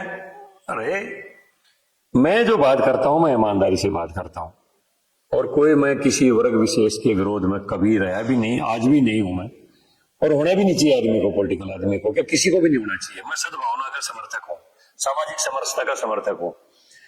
कुछ लोग हैं, अब जैसे रोहतक के मंच की जैसे आप कह रहे भाई दूसरा राजकुमार सैनी से मैं अपनी क्या तुलना करूं, मेरी उनसे क्या तुलना करें। मैं बड़ा लिटरेरी आदमी हूं, मैं पूरे इतिहास को, संस्कृति को बहुत अच्छी तरह से जानता हूं, पढ़ता हूं, उसके ऊपर अनुपालना करता हूं। ये नहीं कि केवल मात्र पढ़ता हूं। अपने बेटों की शादी की मैंने, उनको मंच पर नहीं बिठाया कि बहु नर छोर ने श्रृंगार के मंच पर बैठा दे, जो आवे वो कोई 500 दे दे, कोई 1100 दे दे और दे दे। नो, जाए जांगड़ा साहब, बच्चे भाई बच्चे अपने ऊपर हैं, आप रोटी खाओ कि जी कुछ सगुन में कुछ नहीं, सगुन आप आगे वो ठीक है। एक पैसा मैंने नहीं लिया। मेरी भतीजी की शादी हुई अभी 2-3 साल पहले की, 4 साल पहले, रोहतक में। मैंने डी लगा दी थी, मैं 100 रुपए से ऊपर कन्यादान नहीं लेंगे किसी से भी। पहले ही अपना छोटा भाई, चाचा का लड़का, कन्यादान जो लिख रहा था, उसकी थैले में 50,000 रुपये खुदे डाल दिए 100 के। जो भी 500 दे उसी को 400 का बंडल पकड़ा दे, बांध के तैयार कर रखे थे, वापस दे दे। भैया क्या है भाई, हमने लूटने के लिए नहीं बुलाया, हमने आपको आमंत्रित किया अपने विवाह की शोभा बढ़ाने के लिए, आप आए, बहुत अच्छा है। तो 100 रुपये आजकल मामूली चीज है, बिल्कुल, उससे कम तो आदमी को देता भी नहीं।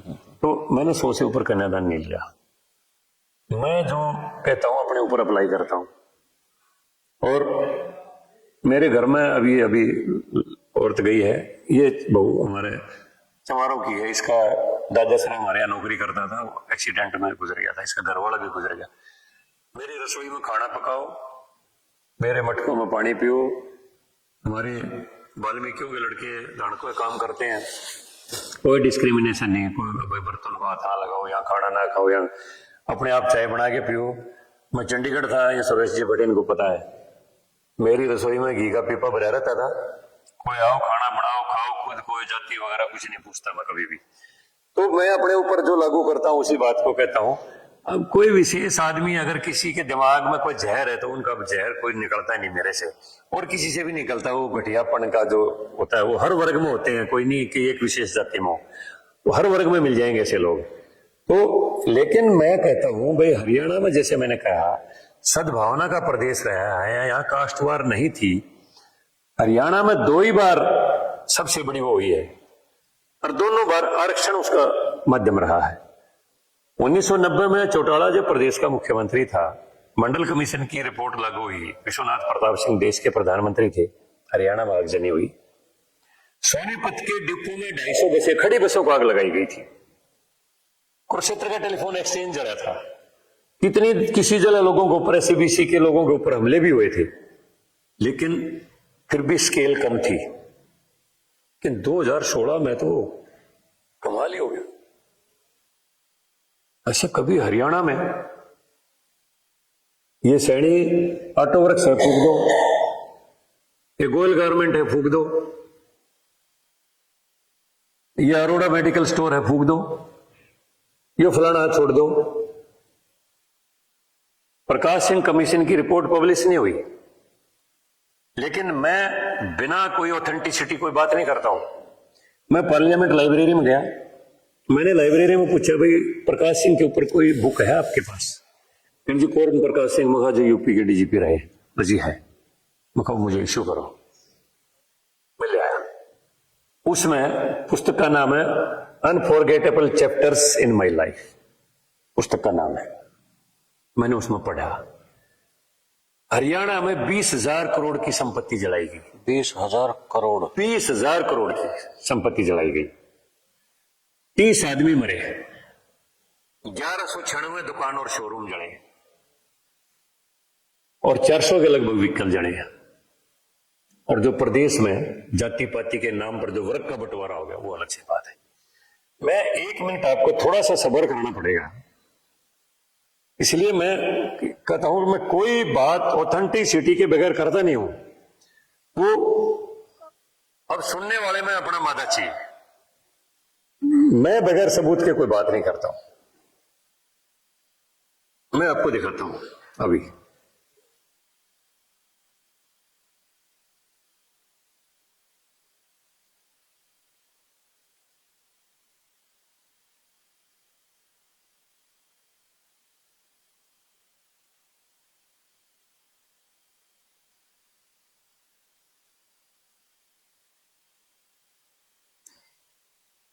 ये लीजिए,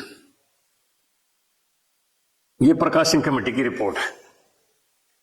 the conservation riots on unprecedented in scale, dimension and intensity. 30 lives were lost, and on a comprehensive estimate, property worth 20,000 crore was devastated. It was estimated that 1196 shops were set ablaze. 371 vehicles were damaged or set on fire. 30 schools, colleges were burnt. अब देखिए इसी report में Tribune की एक टिप्पणी, इसी report में जो दी ट्रिब्यून के एडिटर ने जो टिप्पणी की, एडिटर ऑफ द ट्रिब्यून, उसकी टिप्पणी है कि not even the entire combined जिहादी cadre of the Lashkar Taiba and जैसे Mohammad could have inflicted damage on this scale. कि आज तक जश्कर तोयबा जैसे मोहम्मद ने भी देश में इतना नुकसान किया इस स्केल के ऊपर जितना अब हुआ है, यानी कि तबाह कर दिया था एक प्रकार से हरियाणा। अब उन्होंने मैं जो कहते हैं ना भाई, रामचंद्र जांगड़ा ये कहता है, ये तो अब देखिए the caste base of officers of different departments was reflected in inaction against rioters, connivance with the vandals, absence from the duty, desertion and abatement of the hooligans. The bias was conspicuous at the level of SDM, DSP, SHO. They could have been effective if they had used the available forces to contain the disturbances, but they preferred to look the other way. Polarization among the community. The Haryana society was completely polarized. There were Jats on the one side and the remaining communities on the other. These other communities gave the calls for unity of 35 brotherries on the caste basis. अब officer जो involve थे, civil administration के 21 अफसर involve थे, police officer 59 involve थे, IAS officer 5 involve थे, IPS officer भी 5 इसमें इन्वॉल्व थे इनके अंदर, घटनाओं के अंदर। तभी तो इनका जो नुकसान था। तो मैं बिना कोई ऑथेंटिसिटी बात नहीं करता हूं, मैं ये रिकॉर्ड करवा के लाया, किताब लाया प्रकाशन की, उसमें ये सारी रिपोर्ट पब्लिश हुई, मैं किताब तो वापस जमा करवाया, लेकिन ये सारी की सारी there was quite a common one once the report was placed in the public domain. The DGP has already been removed on my recommendations. The additional chief secretary Home P.K. Das was also asked. As a follow-up department action, SP 19 DSPs, 14 inspectors, 16 sub-inspector, 3 assistant sub-inspector, total 57 police officer, IG and 12 DSPs और actually placed under suspension, ये हो जाते अगर वो report लगे। ये सारा उसने दिया है, और इसके पीछे किसका दिमाग था? मैं सीधा ब्लेम करता हूं भूपेंद्र हुड्डा को, सीधा ब्लेम करता हूं। उसके जो बहुत बड़ा उसका एड रहा वीरेंद्र सिंह बाणवाला, उसकी ऑडियो वायरल हुई थी कि हमने तो अपना काम तमाम कर दिया है, प्रोफेसर वीरेंद्र, तुम भी कुछ करो। क्लीन चिट तो दे दी थी कोर्ट ने पिछले दिनों। अब वो तो बाद में जो कुछ होता रहो, लेकिन मैं जो बात कर रहा हूं, मैं वैसे नहीं कर रहा हूं, मैं प्रकाशन कमीशन की रिपोर्ट आपके सामने मैंने पढ़ के सुनाई है। हरियाणा जैसा शांति का प्रदेश, हरियाणा जैसा भाईचारे का प्रदेश, हरियाणा जैसा स्वच्छ राज चिंतन का प्रदेश, जिसमें एक भाईचारा, सामाजिकता, एक दूसरे का सहयोग उसके संस्कारों में बचा हुआ, उस प्रदेश को क्या बना दिया इन लोगों ने अपनी राजनीतिक स्वार्थ के लिए। जो ट्रिब्यून में एक रिपोर्ट और छपी थी मुरथल को लेकर के कि किस तरीके से महिलाओं को लेकर के उस वक्त, हालांकि बाद में उस पर आईजी राजश्री को भी बिठाया गया था जांच के लिए, बाद में उस बात को लेकर मना कर दिया था, उसमें क्या कह रहे हैं प्रकाश? उसमें नहीं, उसको इसने कोर्ट ने किया, प्रकाश ने कोर्ट ने किया है, और किया भी है तो मैं आपको बताऊंगा भी नहीं, क्योंकि ये चीजें ज्यादा एक्सपोज करने की नहीं है बातें। हम नहीं चाहते कि प्रदेश में दोबारा एक दूसरे के प्रति द्वेष फैले। हम तो चाहते हैं जो घटना घट गई, लेकिन जो आदमी आज भी जो ये बात करते हैं ना कि मेरे टाइम यूं था, हम होते तो यूं कर देते, मैं उनको एक्सपोज करने के लिए ये बात मंच पर कहता हूं। अरे ये क्या था, ये हरियाणा में क्या करवाया आप लोगों ने। अब कई कह देते हैं जी आप तो मैं राजकुमार सैनी, मैं ना उससे मेरी तुलना हो सकती ना मैं करता, वो कुछ भी हो, लेकिन मैं कहता हूं ये जो आदमी है, जो आज भी राजनीति में लोगों को कुछ भ्रम था अब की बार कि हुड्डा आएगा हुड्डा आएगा, अरे क्यों आएगा भाई। जिस आदमी ने प्रदेश का इतना बड़ा नुकसान कर दिया वो फिर आएगा तो फिर क्या होगा।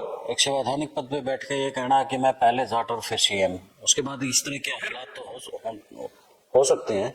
आज चौधरी बंसीलाल हमारे बीच में नहीं है, उनसे मुख्यमंत्री बनने के बाद 2-3 बार ये मिल के आया, कुछ मार्गदर्शन लेने के लिए गया होगा। उनकी टिप्पणी थी यह आदमी कुछ दिन हरियाणा का सीएम रह गया तो कास्ट वार करवाएगा। अच्छा, उसको पहले अंदेशा था। हाँ, इनकी विचारधारा को पढ़ के उसने ये टिप्पणी करी थी कि यह आदमी कुछ दिन हरियाणा का मुख्यमंत्री रहा तो कास्ट वार करवाएगा। आज हमारे बीच में नहीं है, कोई एविडेंस नहीं है, कि मैं जो एविडेंस बैठा हूं, मैं जो आपको कह रहा हूं, मैं सही बात कह रहा हूं, और वो हुई फिर कास्ट वार। हम तो चाहते हैं तो हम दोबारा भाईचारे का प्रदेश इसी तरह बना के रहे। और ये जो लोग हैं जिन्होंने किसी एक, देखिए यानी कि जो आदमी, बंसीलाल एक बात कहा करता कि जो आदमी पॉलिटिक्स में ऊंचे पद पर बैठ के कास्ट की बात करेगा ना, वो उसी कास्ट का सबसे ज्यादा नुकसान करेगा, वो उसको टारगेट कर देगा, बाकी लोग उसको टारगेट कर लेंगे। वही होगा। आज राजनीति से कहीं ना कहीं आउट होते नजर आ रहे हैं इसी की वजह से। अब देखो ना, बड़ी पीड़ा होती है मुझे, मेरे कितने बड़े कॉर्डियल रिलेशन है, मेरे पास लोग काम के लिए आते हैं, मैं नहीं सोचता ये जाट है फलाना दगड़ा, मैं नहीं सोचता बिल्कुल भी, और मैं फौरन फोन करता हूं। मेरे कॉर्पोरेट सेक्टर में भी बड़े अच्छे संबंध है, बड़े बड़े इंडस्ट्रीज वाले जिंदल परिवार से मेरे बड़े अच्छे संबंध है, तो मैं किसी का नाम नहीं लेता, लेकिन पर्टिकुलरली किसी आदमी से, ज्यादातर तो इंडस्ट्रीज बनी होगी हैं, मैं फोन करता हूं, यार एक लड़के की बढ़िया क्वालिफिकेशन है और उसको एक नौकरी दे दे, लगा ले। तो वो बड़ा पूछता है जाति क्या है इसकी। ये बड़ी अलार्मिंग और बड़ी डेंजरस बात है कि आदमी उसकी क्वालिफिकेशन की बजाय जाति पूछे। ये जब हम आमतौर पर वैसे बैठते हैं ना, मन में एक जिज्ञासा होती है कि पहले उसकी जाति जाने। यह हालात अब हरियाणा के अंदर बहुत डेंजरस है ना। बिल्कुल है भाई, किसी आदमी की क्वालिफिकेशन तो पूछो, वो तो अच्छी बात है, लेकिन जाति पूछेगा आदमी, ये किसने बात पैदा की है, उसने किस नुकसान किसका हुआ है, उसी जाति का हुआ है ना नुकसान, तो बिल्कुल टारगेट कर दिया फिर उसने। आज बीजेपी की सरकार है, बताओ कौन सा ऐसा काम है जो किसान के हक में ना किया हो। एक भी बात बताओ जो किसान के विरोध की कभी बात हुई हो। हमने रोक दिया उसको। अब आपने विस्तार दे दिया बात को, कृषि कानून आए, कृषि कानून में जो अनुबंध खेती थी उसका एक निर्णय हुआ कि अगर कोई कॉर्पोरेट कंपनी किसान से अनुबंध करती है कि भाई तू ये खेती कर ले, ये बीज बोले, और मैं 1 लाख रुपये एकड़ का तेरे को दे दूंगा, फसल तेरी सारी मैं खरीदूंगा, तेरे को 1 लाख रुपये एकड़ का ठेका दे दूंगा। तो सरकार ने यह कह दिया अगर किसान अनुबंध की खेती करता है, बीज तो उसको वही बोना पड़ेगा, उसी के आधार पर बोना पड़ेगा जिससे वो अनुबंध करेगा। लेकिन अगर किसान को लगता है कि इस फसल को तू काट के बेच दे तो तेरे को 1 लाख की बजाय 2 लाख बच जाएंगे, तो किसान उस कॉन्ट्रैक्ट को कैंसिल कर सकता है। लेकिन अगर कॉन्ट्रैक्टर कहीं उसने जो बीज बोया और उसका फसल का भाव घट गया और उसने 1 लाख रुपए एकड़ की बजाय उसको घाटा पड़ रहा है, फिर उसको तो किसान को 1 लाख ही देने पड़ेंगे, चाहे उसको कितना ही घाटा पड़े। लेकिन किसान को लगता है कि भाई तेरे को तो अनुबंध कैंसिल करके फसल बेच देगा तो ज्यादा होगा, किसान कॉन्ट्रैक्टर को कैंसिल कर सकता है। इसमें यूं बताओ किसान का फायदा था, कॉन्ट्रैक्टर का फायदा था। और फिर ये कर दिया। अरे हमने तो कांग्रेस का जमाना देखा है, राजस्थान में हम गेहूं नहीं ले जाके बेच सकते थे, गुड़ नहीं ले जाके बेच सकते थे। किसान कृषि कानून में कर दिया कि किसान अपनी फसल को देश के किसी भी कोने में ले जाके बेच सकता है। अब इसमें किसान का कौन सा नुकसान था? सीधा खाते में पैसा जाएगा। नुकसान तो उन सूदखोरों का था जो किसान को फसल का पहले ही मूल्य देके हैं और अगाऊ कहते मेरी दुकान पे गिरना पड़ेगा, ये पैसे ले, ब्याज के रुपये उसको जुड़ते जाते हैं, 2 रुपये सैकड़ा, 3 रुपये सैकड़ा। इसलिए ये किया था भाई किसान को ब्याज के जो ये सौदागर हैं, सूदखोर हैं, उनसे पीछा छुटा के और किसान का खाता में सीधा फसल का पैसा डाल देंगे। अड़ती पीछे निकाल दिया। इसमें नुकसान किसका था? नुकसान अड़ती का होगा, नुकसान किसान का तो नहीं था। अड़ती का हो गया। पर उन कृषि कानूनों को हमने कैंसिल करवा लिया, उसके खिलाफ मूवमेंट चला के।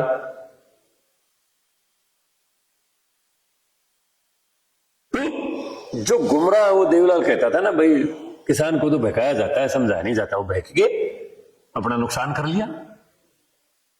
लेकिन बीजेपी सरकार आने के बाद एक किसान के हित में फैसले हुए हैं, आज भी हो रहे। जो खिलाड़ियों वाला मामला था ये कैसे? कौन सा? जो विनेश फोगाट का जो मामला था, ऐसा है जी, उसमें आरोप लगे थे ना कि इसके पीछे तो पूरे दीपेंद्र की प्लानिंग थी बीजेपी को वो करने के लिए। जो कुश्ती संघ के अध्यक्ष थे, अब उनका बेटा भी एमपी बना है, उसी सीट से अच्छे भारी बहुमत से जीता है। मिथ्या आरोप लगा के और खेल जगत को भी दूषित करना, कहीं ना कहीं तो राजनीति का स्टैंडर्ड लेवल होना चाहिए कि हर बात में हम राजनीति करें, हर बात में राजनीति करें। खिलाड़ी तो पूरे देश के लिए, राष्ट्र के लिए खेलता है। जब भारत को कोई ओलंपिक में मेडल मिलता है, ठीक है, उसके परिवार के लोग, जाति के लोग, चाहे स्टेट के लोग उसको फैसिलिटेट करते हैं, उसका सम्मान करते हैं, लेकिन मीडिया में क्या आता है? भारत ने एक मेडल जीता है। बिल्कुल, ये तो नहीं आता ना जाटा एक छोरन ने मेडल जीता है, नहीं आता, या खातिया छोरन जीता है, ये आता ना भारत ने एक मेडल जीता है। अगर मैं इसलिए बार बार मंच से कहता हूं कि सैनिक और खिलाड़ी देश के हैं, ये देश के हैं। जब बॉर्डर पर कोई सैनिक शहीद होता है तो कभी ये खबर नहीं आती कि भाई जट्टों का एक लड़का शहीद हो गया, ठाकुरों का शहीद हो गया, या चमार का या लोहार का या खत्ती का शहीद हो गया। ये आती है कि भारत माँ का एक सपूत आज शहीद हो गया, देश के लिए अपनी जान दे दी, भारत माता का एक लड़का। तो इसलिए सैनिक और खिलाड़ी तो देश का होता है। उसमें भी जो लोग राजनीति से प्रेरित होके और गलत अगर कोई परसेप्शन खड़ा करते हैं तो उनकी बुद्धि को भगवान ठीक करे बस। बहुत बहुत धन्यवाद आपका, बहुत टाइम ले लिया आपका। तो साथियों, यानी कि एक जाति के तौर पर किस तरीके से जांगड़ा साहब को पेश किया जाता है, और आज का लंबा इंटरव्यू भी इसलिए किया है कि सारी चीजें आपके सामने हो, कैसे जांगड़ा साहब ने संघर्ष किया, क्या कुछ नहीं किया, आप सब देख ही रहे हैं। तो कमेंट करके आप अपनी राय भी जरूर रखिएगा। फिर मिलते हैं एक नए चेहरे के साथ। बहुत बहुत नमस्कार, जय हिंद, धन्यवाद आप आए। जय हिंद, जय भारत, जय हरियाणा।